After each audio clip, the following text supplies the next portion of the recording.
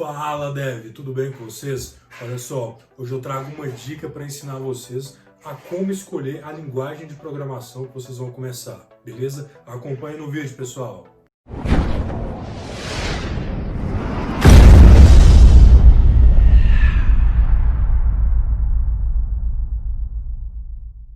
Então vamos lá, pessoal, olha só, para quem está começando, nós vamos trazer essas dicas para vocês e temos um roteiro aqui para seguir 3 pontos principais, que são os que vocês vão olhar para saber qual é a linguagem que vocês vão escolher, tá? O primeiro ponto deles é qual que é o ciclo de vida dessas linguagens. Toda linguagem, ela tem um auge, às vezes nem tem, né, a depender da linguagem, e também tem seu fim. Então a gente vai entender por onde que está essa linguagem, como que isso acontece. Depois, o objetivo, o que você faz com essa linguagem? Ela é para aplicativo, de celular, ela é para computador, ela é para embarcado?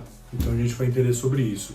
E por fim, o terceiro ponto, a dificuldade. O quão complexo é para você conseguir entender e conseguir aprender novos pontos dessa linguagem, tá bom?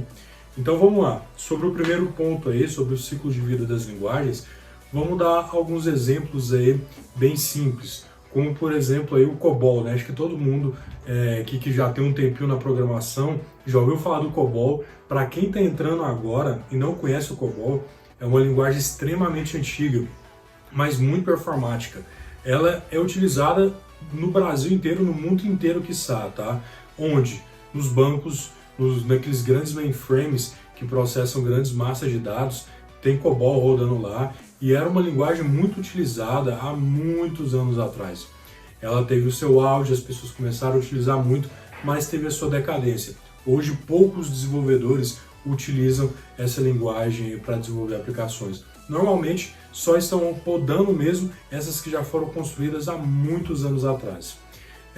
Um exemplo de uma linguagem que cresceu muito, foi muito utilizada e todo mundo já ouviu falar, acredito que essa todo mundo já ouviu falar, desde quem é iniciante até quem já programa há muito tempo, é o próprio Java, né? Quem nunca ouviu falar do Java.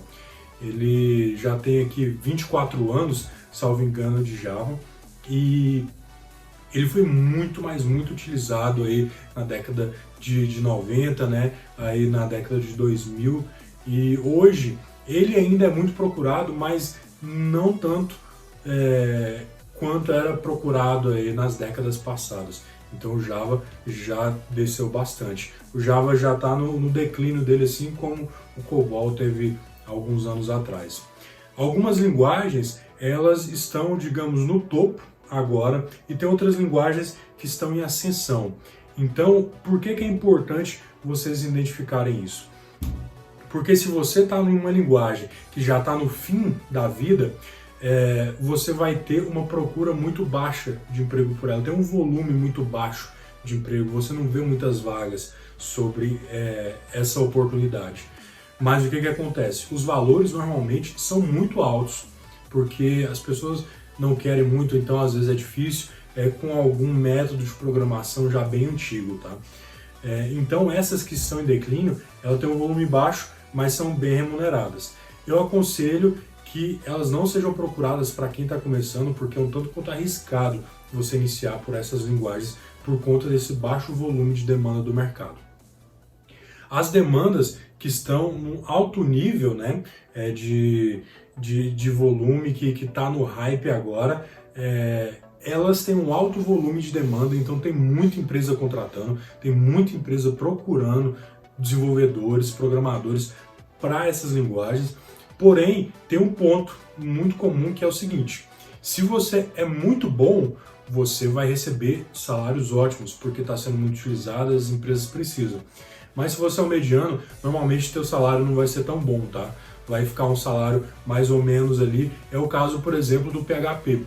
Tem muita gente que programa em PHP, tem desenvolvedor PHP a rodo, só que não necessariamente, se ele sabe PHP, ele vai ter uma boa carreira, ele vai ter bons números aí de remuneração. Se ele for uma pessoa muito boa, ele vai conseguir sim, porque há muito mercado para isso, entende?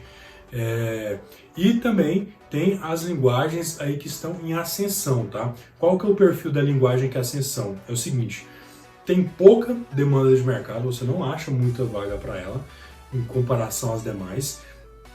Os salários também não são altos para quem está começando, porque é uma linguagem nova, é uma linguagem que está em ascensão, e normalmente essas linguagens que estão em ascensão, elas têm muito risco de ou subir ou cair de vez. Ou ela sobe, ganha mercado com a sua performance, ou então ela cai, vai para o limbo e as pessoas não utilizam, né? Um exemplo muito forte disso é, por exemplo, o Rails, que lá em 2014, 2013, estava num hype altíssimo, todo mundo ia falar que o Rails ia dominar totalmente o mercado, né, de back-end, né, com o Ruby, e acabou que depois, com o passar dos anos, a gente viu que ele não virou.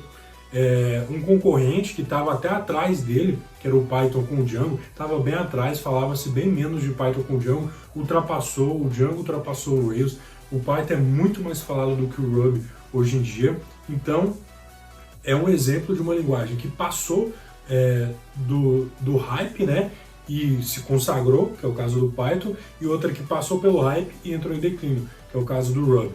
Então é arriscado caso você entre nessas linguagens que estão em ascensão, porque você pode tanto pegar uma linguagem que vai estar em ascensão, quanto uma linguagem que vai cair, entendeu? Então é interessante que ao escolher para qual linguagem você vá, se tiver nessas em ascensão, você vai surfar na onda. Isso aqui vai ser muito bom se ela virar, mas vai ser muito bom se der certo. Se ela de fato for uma linguagem aí muito aceita pelo mercado, utilizada aí em uma ampla massa de projetos. Então, se você já começa no começo dessa linguagem, pega esse hype, aprende muito, na hora que ela estiver lá em cima, você vai conhecer muito dessa linguagem e vai ganhar ótimos salários por causa dela, tá? Então, isso tem que ser analisado. Alguns exemplos de linguagem que estão em ascensão agora. Tem o Go, por exemplo, tem o Flutter. O Flutter tem promessas incríveis aí para esse ano, tá? Para o ano que vem. O Google, né, que é o desenvolvedor do Flutter, tem ótimas iniciativas. Eles prometem, por exemplo, tem um projeto lá que está em alpha, que é para você desenvolver um único código que vai compilar para iOS, Android, Linux, Mac, Windows e Web. Então todas as plataformas serão compiladas em um único código. Isso para produtividade é ótimo, né? Então você ganha muito com esse ponto, mas tudo isso está sendo estudado, está sendo testado, tem muita gente no hype, tem muita gente comprando.